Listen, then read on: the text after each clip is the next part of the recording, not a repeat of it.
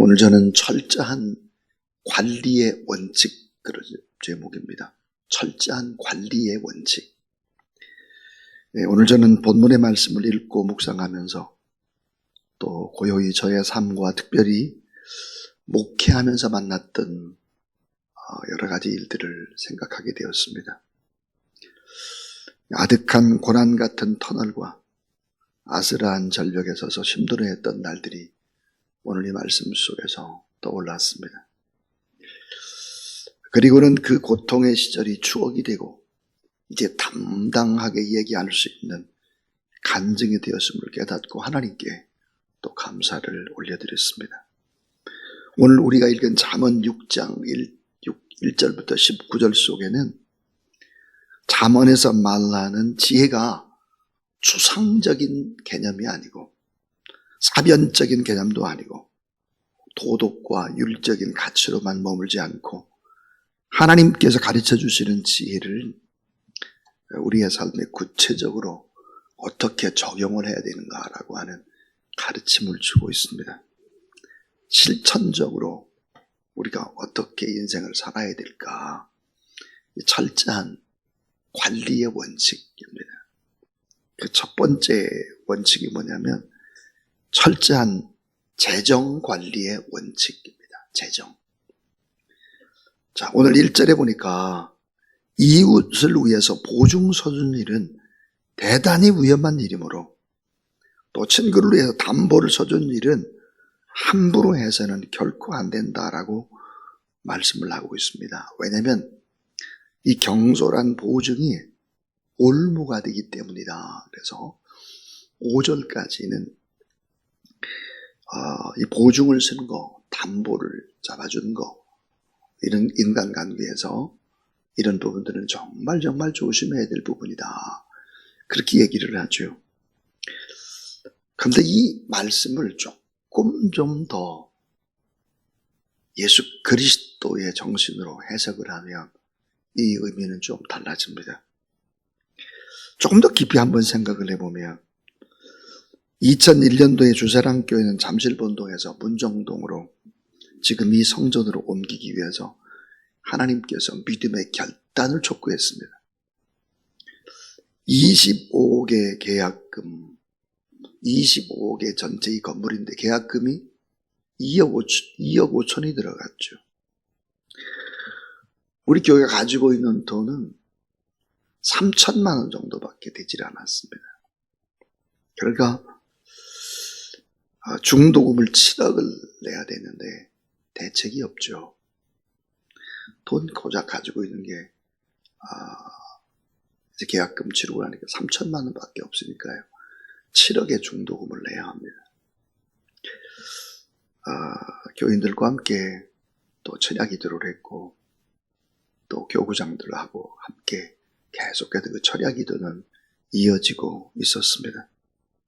근데 방법을 찾아야 돼요. 그래서 제가 재직들을 찾아다녔습니다.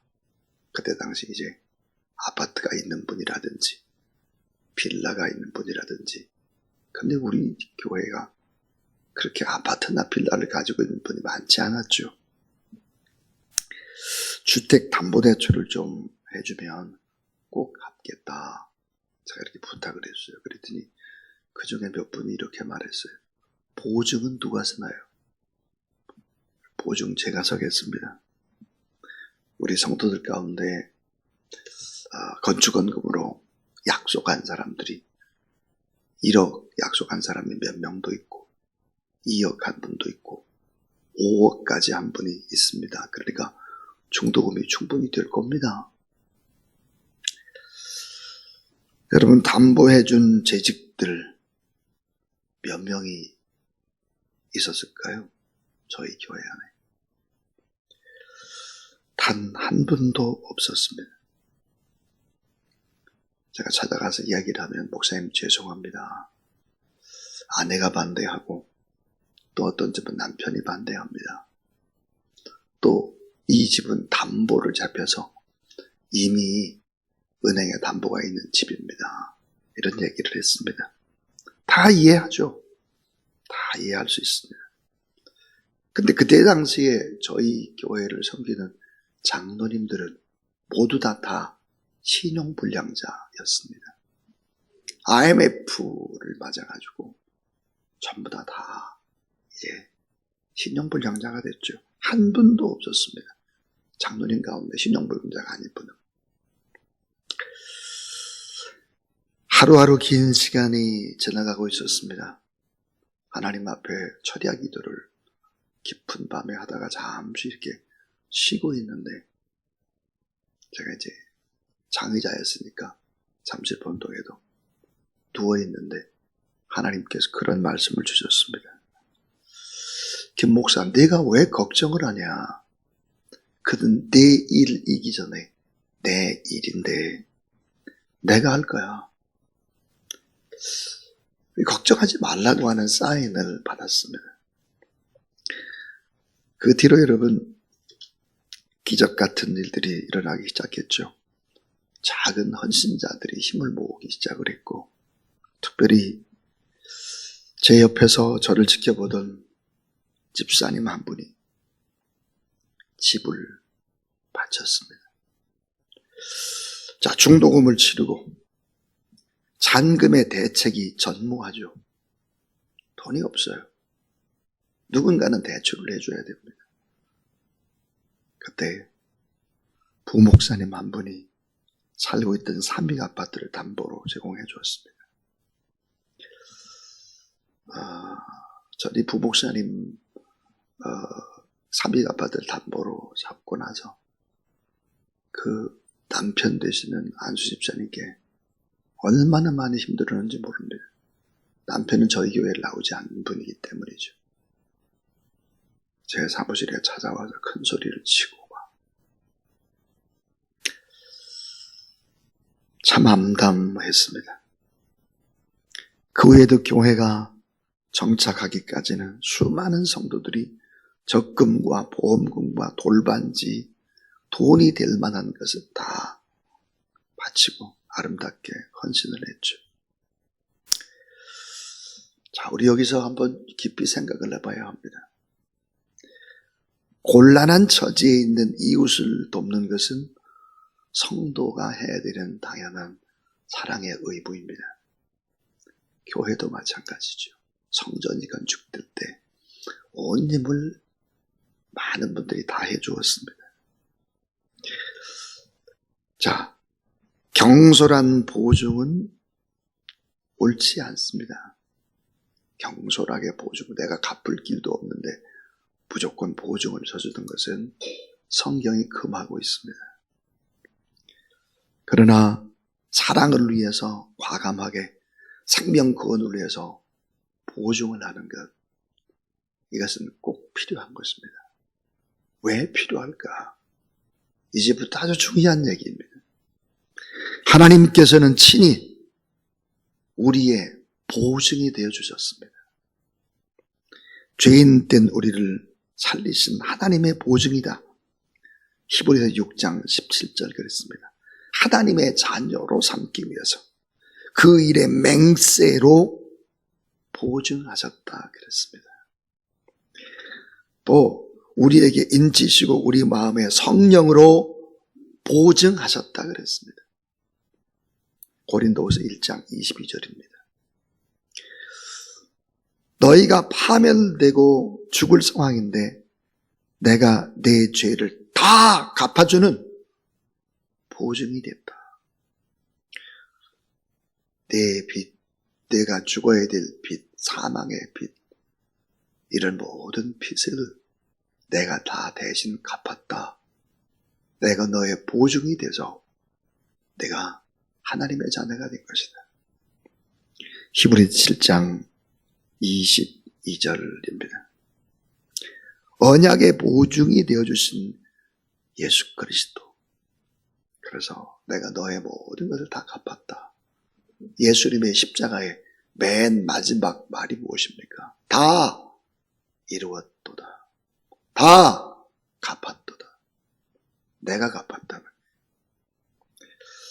언약의 보증이 되신 예수 그리스도, 언약의 보증 되신 성령님, 언약의 보증 되신 하나님.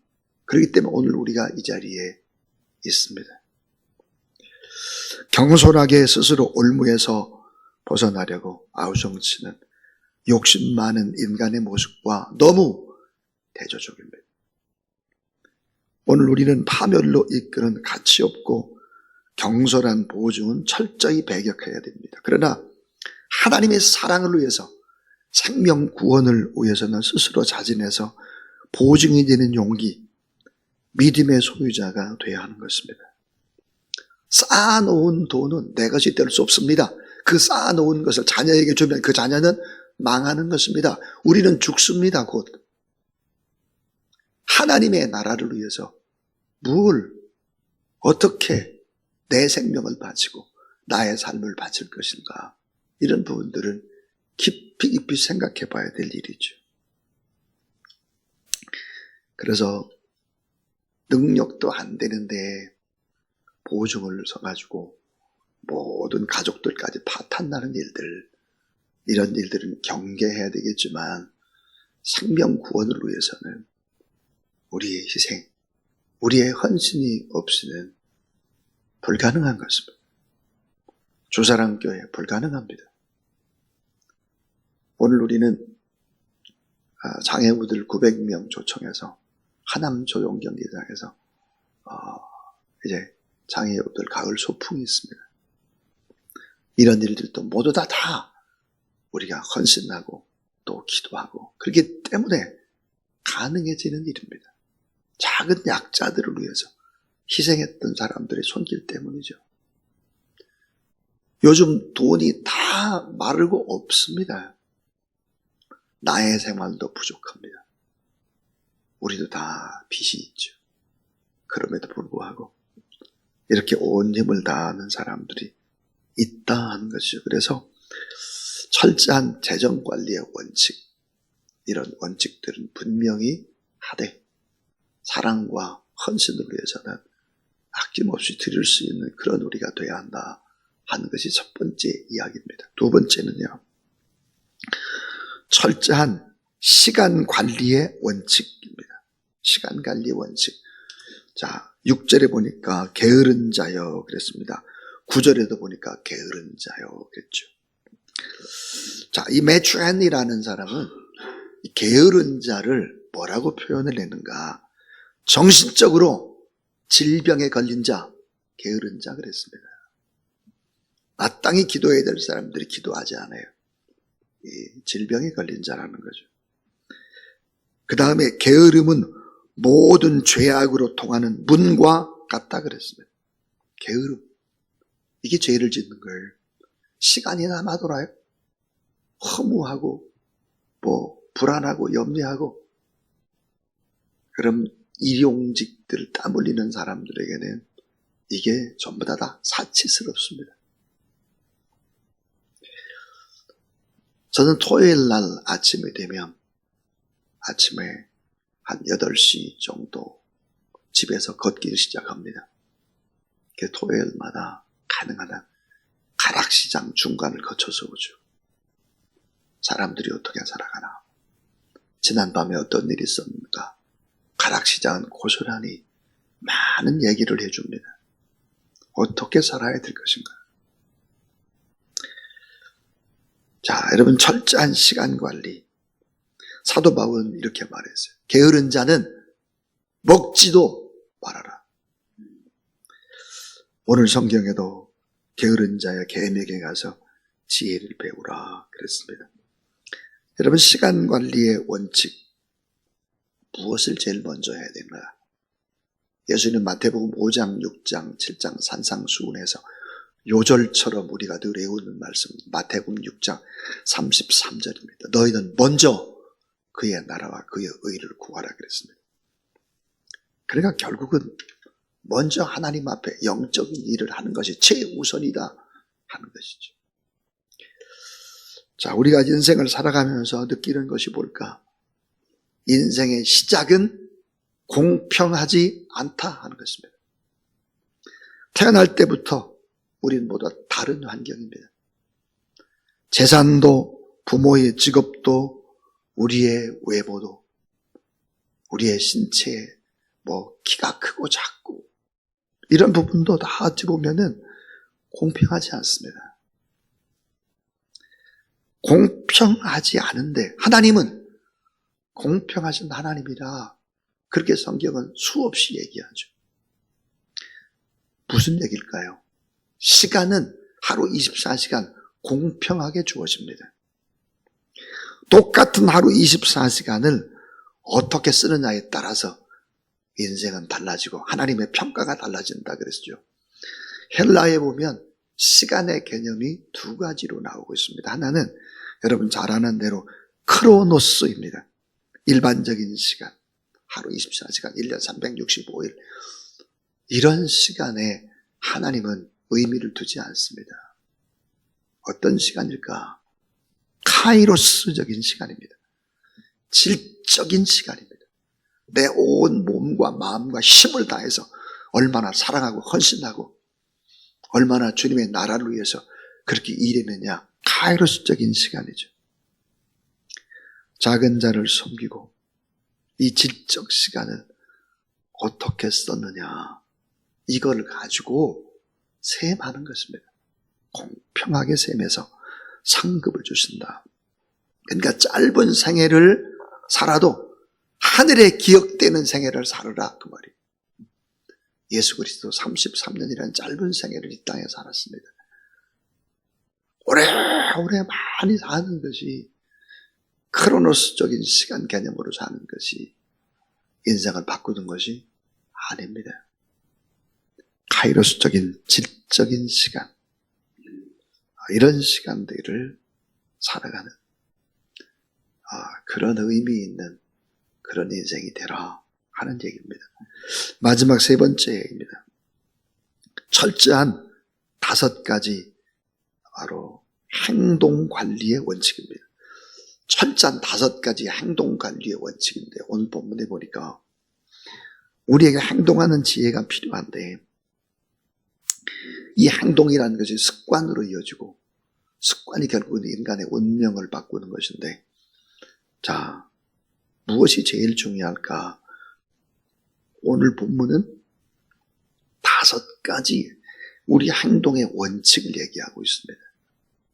그 첫 번째가 뭘까? 무엇을 보느냐 합니다. 눈입니다. 눈. 자, 이 눈은 참 중요하죠. 믿음이 뭘까? 믿음은 시선입니다. 믿음은 무엇을 보느냐 하는 거죠. 자, 좋은 것, 가능성 있는 것, 희망, 아름다운 것, 미리 복되게 우리가 변화된 모습들을 미리 보는 것입니다. 믿음은 결국은 뭘까? 시선이죠. 무엇을 어떻게 바라보느냐 하는 것입니다. 그래서 이 무엇을 보느냐에 따라서 결국은 인간은 생각을 하게 되죠. 생각. 믿음은 뭘까? 시선입니다. 믿음은 무엇에서 출발할까? 생각이죠. 자, 그 다음에 이제 두 번째는 어떤 마음을 품느냐 하는 것입니다. 오늘 보면 14절과 16절에 보니까 마음에 관한 얘기죠. 우리의 몸이 걸어다니는 성전이라 그럽니다. 우리의 몸이. 자, 우리의 몸이 성전이라면 우리의 마음은 뭘까? 지성소입니다. 지성소. 그래서 생명의 근원이 마음에 있다. 잠언 4장 23절이죠. 그러니까 어떤 마음을 품느냐 하는 거예요. 어떤 마음을 품느냐. 그 다음 세 번째 행동의 원칙이 뭘까? 어떤 말을 하느냐 하는 거죠. 어떤 말. 오늘 18절 말씀을 보면 이렇게 되어 있어요. 악한 계기를 꾀하는 마음과 자, 빨리 악으로 달려가는 발과 이런 얘기를 쭉 하고 있죠. 또 14절은 보면 자, 그 마음의 패역을 품으며 항상 악을 꾀하며 다툼을 일으킨다. 뭐가 그러냐? 인간의 언어 때문이라는 거죠. 언어. 자, 마음에 가득한 것이 어디로 튀어나올까? 입으로 튀어나옵니다. 자, 무엇을 보느냐? 뭘 생각하느냐? 마음에 뭐가 있느냐에 따라서 말이 달라지는 거죠. 그러니까 오늘 18절 말씀 보니까 악한 개교의 말이라든지 거짓말이라든지 나쁜 말이라든지 이런 말은 이미 마음에 가득한 것이 튀어나오는 것이다 그랬습니다.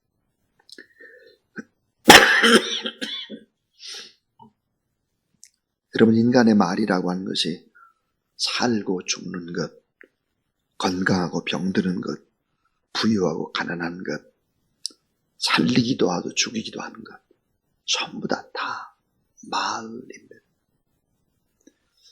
참 좋은 얘기 한 자락을 들어보십시오. 아무리 어렵고 힘들어도 일어납니다. 근데 부정적이고 나쁜 얘기를 들어보면 아무리 힘이 있는 사람도 주저앉습니다. 말은 그 정도로 무섭죠. 그 다음에 네 번째는 손으로 무엇을 하느냐입니다. 사람, 봉사, 생명을 살리는 손이 돼야 되는데 17절에 보니까 이렇게 얘기를 하죠. 곧 교만한 눈과 거짓된 혀와 무지한 자의 피를 흘리는 손과 그랬습니다. 자, 손으로 무엇을 하느냐? 우리가 참 손으로 우리는 과연 사랑과 봉사와 생명을 살리는 손이 되는가? 무슨 일을 할까? 오늘 말씀은 무지한 자의 피를 흘리는 손이 있다 그랬습니다.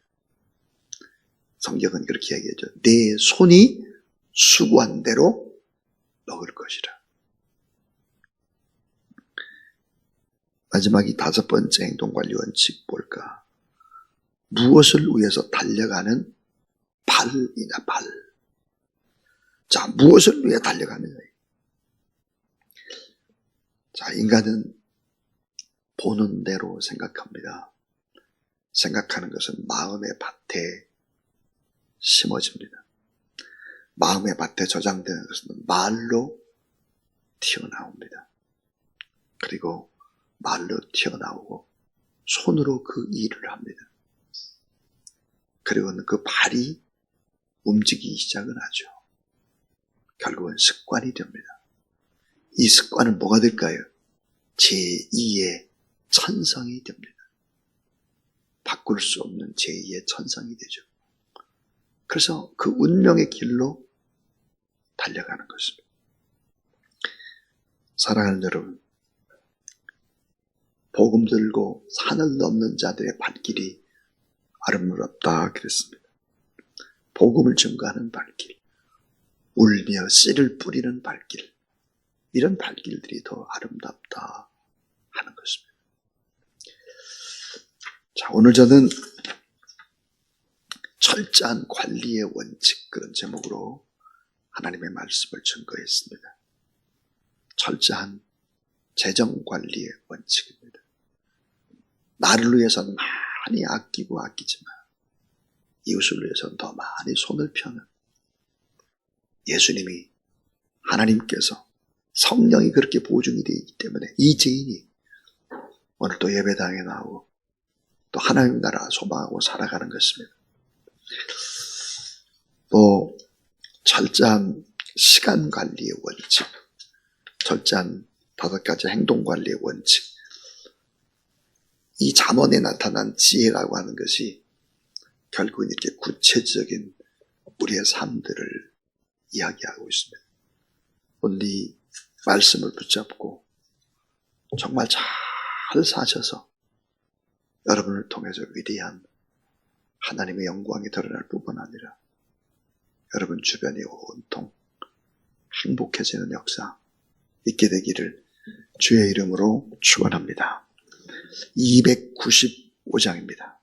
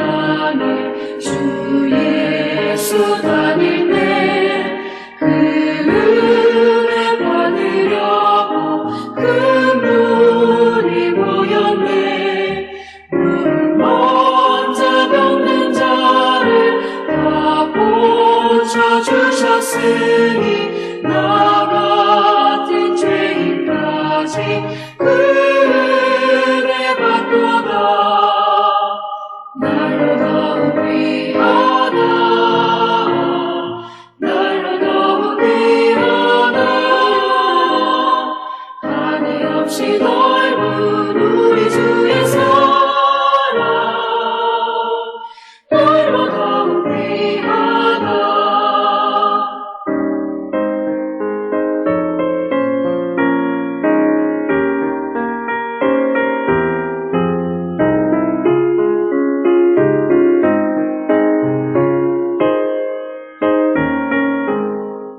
주 크신 사랑으로 만 백성 위하여 그 십자가의 고난 다 받으셨으니 그 속죄 받은 성도 큰 소리 함께 높여 온 천지 울리도록 주 찬송하리라. 나를 더욱 귀하다. 나를 더욱 귀하다. 한이 없이 넓은 우리 주의 사랑 달과 더욱 귀하다. 이제는 우리를 위해서 내 죄를 내가 다 대신 갚았다 보증이 되어주시고, 그런 확신을 성령으로 인지시며 보증해 주시고, 우리를 지금도 이끌어 가시는 우리 구주 예수 그리스도의 무한하신 은혜와 우리를 사랑한다라는 보증으로 예수 그리스도를 내어주신 하나님의 사랑과 오늘도 사랑해 주시는 그 보증으로 우리에게 새 힘을 주시고 능력을 주시며 다시 일어서게 하고 앞길로 가게 하는 성령 하나님의 거룩한 역사가 오늘 하나님 앞에 나와서 예배드리고 기도하고 또 하루를 시작하는 하나님의 귀한 종들 머리 위에 철저한 재정관리의 원칙과 시간관리의 원칙과 우리의 행동관리의 원칙들, 이 지혜의 말씀 붙잡고 살아가는 모든 하나님의 사람들 머리 위에 이제부터 영원토록 함께하고 싶기를 간절히 축원하옵나이다.